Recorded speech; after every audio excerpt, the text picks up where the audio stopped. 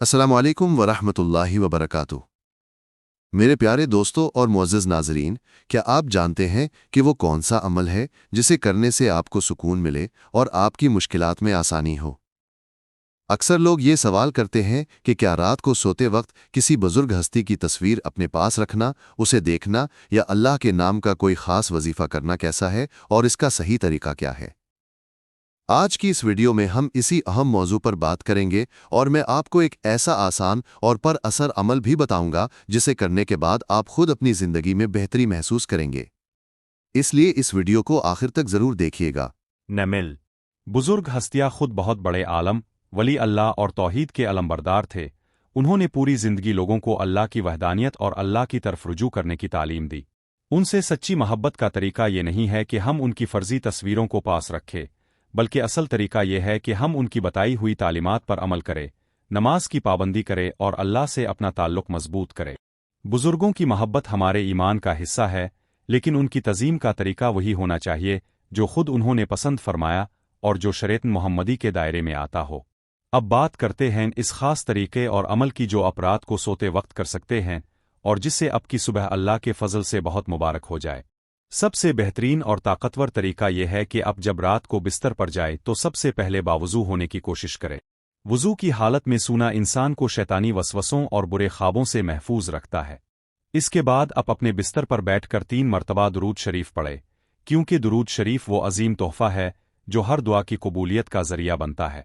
پھر آپ بزرگ ہستیوں کی روح کو آسان ثواب کرنے کے لیے 1 مرتبہ سورہ فاتحہ اور 3 مرتبہ سورہ اخلاص پڑھ سکتے ہیں۔ یہ ایک جائز اور بہترین طریقہ ہے جس سے اولیاء اللہ کی ارواح کو خوشی پہنچتی ہے اور آپ کو ان کی برکات حاصل ہوتی ہیں۔ عمل کے لیے آپ اللہ ہو کا ذکر کرے، اللہ رحمان کا ورد کرے۔ ذکر نلاؤ میں وہ طاقت ہے کہ یہ آپ کے دل کے زنگ کو دور کر دیتا ہے اور آپ کو ذہنی سکون عطا کرتا ہے۔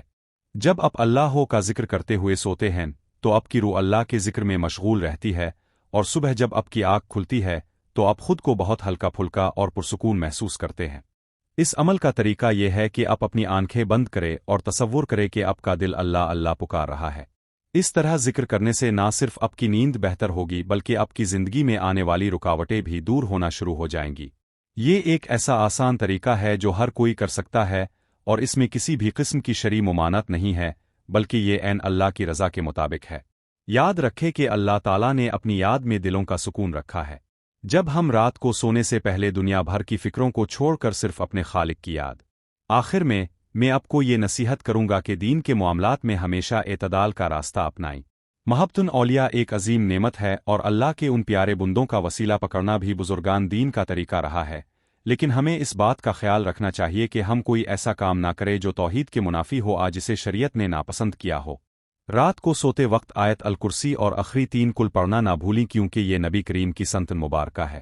جب آپ ان تمام اعمال کو ملا کر ایک معمول بنا لیں گے تو یقین جانیں کہ آپ کی راتیں بھی نورانی ہو جائیں گی اور آپ کے دن بھی خوشیوں سے بھر جائیں گے۔ اللہ پاک ہمیں دین کی صحیح سمجھ عطا فرمائے اور ہمیں اپنے نیک بندوں کے نقش قدم پر چلنے کی توفیق عطا فرمائے۔